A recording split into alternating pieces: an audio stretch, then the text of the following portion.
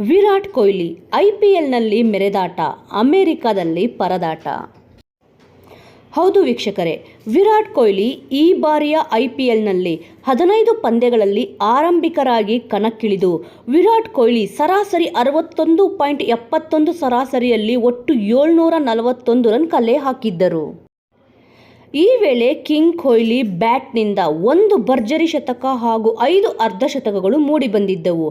ಆದರೆ ಈ ಬಾರಿಯ T20 ವಿಶ್ವಕಪ್ನಲ್ಲಿ ಕೊಹ್ಲಿಯ ಬ್ಯಾಟ್ ಸದ್ದು ಮಾಡುತ್ತಿಲ್ಲ. T20 ವರ್ಲ್ಡ್ ಕಪ್ 2024 ಈ ಬಾರಿಯ IPLನಲ್ಲಿ ಸಿಡಿಲಬ್ಬರದ ಬ್ಯಾಟಿಂಗ್ ಪ್ರದರ್ಶಿಸಿದ ವಿರಾಟ್ ಕೊಹ್ಲಿ T20 ವಿಶ್ವಕಪ್ನಲ್ಲಿ ಮಂಕಾಗಿದ್ದಾರೆ. ಇದಕ್ಕೆ ಸಾಕ್ಷಿಯೇ ಮೊದಲ 3 ಪಂದ್ಯಗಳಲ್ಲಿ ಕೊಹ್ಲಿಯ ಪ್ರದರ್ಶನ. ಆರಂಭಿಕರಾಗಿ ಕಣಕ್ಕಿಳಿಯುತ್ತಿರುವ ಕೊಹ್ಲಿ ಈವರೆಗೆ 2 ಅಂಕಿ ಮೊತ್ತ ಕಲೆ ಹಾಕಿಲ್ಲ ಎಂಬುದೇ ಅಚ್ಚರಿ ಸಂಗತಿ. ಇನ್ನು ಐರ್ಲೆಂಡ್ ವಿರುದ್ಧ ಮೊದಲ ಪಂದ್ಯದಲ್ಲಿ ಕೇವಲ 1 ರನ್ ಗಳಿಸಿ ಔಟ್ ಆಗಿದ್ದ ಕೊಹ್ಲಿ ಪಾಕಿಸ್ತಾನ ವಿರುದ್ಧ 4 ರನ್ ಗಳಿಸಿ ವಿಕೆಟ್ ಒಪ್ಪಿಸಿದ್ದರು. ಇನ್ನು USA ವಿರುದ್ಧ 0ಕ್ಕೆ ಔಟ್ ಆಗಿದ್ದಾರೆ. ಈ 3 ಪಂದ್ಯಗಳಲ್ಲಿ ಕೊಹ್ಲಿ ಎದುರಿಸಿದ್ದು ಕೇವಲ 9 ಎಸೆತಗಳನ್ನು ಮಾತ್ರ. ಅಂದರೆ ಇಲ್ಲಿ ವಿರಾಟ್ ಕೊಹ್ಲಿಗೆ ಕ್ರೀಸ್ ಕಚ್ಚಿ ನಿಲ್ಲಲು ಸಾಧ್ಯವಾಗುತ್ತಿಲ್ಲ ಎಂಬುದೇ ಸತ್ಯ. ಹೀಗಾಗಿಯೇ ಪವರ್ ಪ್ಲೇನಲ್ಲಿ ವಿಕೆಟ್ ಒಪ್ಪಿಸಿ ಹಿಂತಿರುಗುತ್ತಿದ್ದಾರೆ. ಅದರಲ್ಲೂ USA ಮತ್ತು ಐರ್ಲೆಂಡ್ನಂತಹ ತಂಡಗಳ ವಿರುದ್ಧ ಕೊಹ್ಲಿ ಅತ್ಯಂತ ಸುಲಭವಾಗಿ ವಿಕೆಟ್ ಒಪ್ಪಿಸಿರುವುದು ಇದೀಗ ಟೀಮ್ ಇಂಡಿಯಾದ ಚಿಂತೆಯನ್ನು ಹೆಚ್ಚಿಸಿದೆ. ಏಕೆಂದರೆ ಭಾರತ ಪಾಲಿಗೆ ಸೂಪರ್ 8ರ ಹಂತದ ಪಂದ್ಯಗಳು ನಿರ್ಣಾಯಕ. ಈ ವೇಳೆಗೆ ವಿರಾಟ್ ಕೊಹ್ಲಿ ಫಾರ್ಮ್ ಕಂಡುಕೊಳ್ಳಬೇಕಾದ ಅನಿವಾರ್ಯತೆ ಇದೆ. ಇಲ್ಲಿ ಪ್ರತಿ ಪಂದ್ಯಗಳು ಮುಖ್ಯವಾಗಿದ್ದು ಅದರಲ್ಲೂ ಕೊಹ್ಲಿಯಂತಹ ಅನುಭವಿ ಆಟಗಾರನ ಪಾತ್ರ ನಿರ್ಣಾಯಕವಾಗಿರುತ್ತದೆ. ಹೀಗಾಗಿಯೇ ಕೊಹ್ಲಿಯ ಫಾರ್ಮ್ ಬಗ್ಗೆ ಟೀಮ್ ಇಂಡಿಯಾ ತಲೆಕೆಡಿಸಿಕೊಂಡಿದೆ.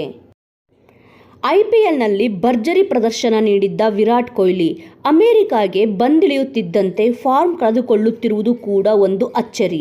ಏಕೆಂದರೆ ಈ ಬಾರಿಯ IPLನಲ್ಲಿ 15 ಪಂದ್ಯಗಳಲ್ಲಿ ಬ್ಯಾಟ್ ಬೀಸಿದ ಕೊಹ್ಲಿ 741 ರನ್ ಬಾರಿಸಿ ಆರೆಂಜ್ ಕ್ಯಾಪ್ ವಿನ್ನರ್ ಆಗಿ ಹೊರಹೊಮ್ಮಿದ್ದರು. ಇದಾಗಿ 1 ವಾರಗಳ ಬಳಿಕ ವಿರಾಟ್ ಕೊಹ್ಲಿ USAಗೆ ತೆರಳಿದ್ದರು. IPLನಲ್ಲಿ RCB ಪರ ಆರಂಭಿಕನಾಗಿ ಮಿಂಚುತ್ತಿದ್ದ ವಿರಾಟ್ ಕೊಹ್ಲಿ ಈ ಬಾರಿ ಇಲ್ಲಿ ಮಿಂಚಲು ಸಾಧ್ಯವಾಗುತ್ತಿಲ್ಲ. T20 ವಿಶ್ವಕಪ್ನಲ್ಲಿ ಆರಂಭಿಕನಾಗಿ ಆಡಿದ 3 ಪಂದ್ಯಗಳಿಂದ ವಿರಾಟ್ ಕೊಹ್ಲಿ ಕಲೆ ಹಾಕಿರುವುದು ಕೇವಲ 5 ರನ್ಗಳು. ಇಲ್ಲಿ ನ್ಯೂಯಾರ್ಕ್ ಪಿಚ್ ಬೌಲಿಂಗ್ಗೆ ಸಹಕಾರಿ ಎನ್ನುವುದಾದರೆ ಅನುಭವಿ ಬ್ಯಾಟರ್ ಆಗಿರುವ ಕೊಹ್ಲಿ ಕನಿಷ್ಠ ಕ್ರೀಸ್ ಕಚ್ಚಿ ನಿಲ್ಲುವ ಪ್ರಯತ್ನವನ್ನಾದರೂ ಮಾಡಬಹುದು. ಆದರೆ ಕೊಹ್ಲಿ ಈ ಯಾವ ಪ್ರಯತ್ನವೂ ಮಾಡದಿರುವುದು ಅಭಿಮಾನಿಗಳಿಗೆ ಚಿಂತೆಗೀಡು ಮಾಡಿದೆ.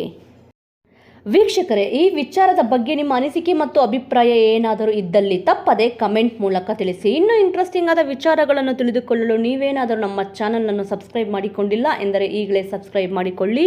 ಮುಂದಿನ ವಿಡಿಯೋದೊಂದಿಗೆ ಮತ್ತೆ ಸಿಗೋಣ. ಜೈ ಹಿಂದ್, ಜೈ ಕರ್ನಾಟಕ.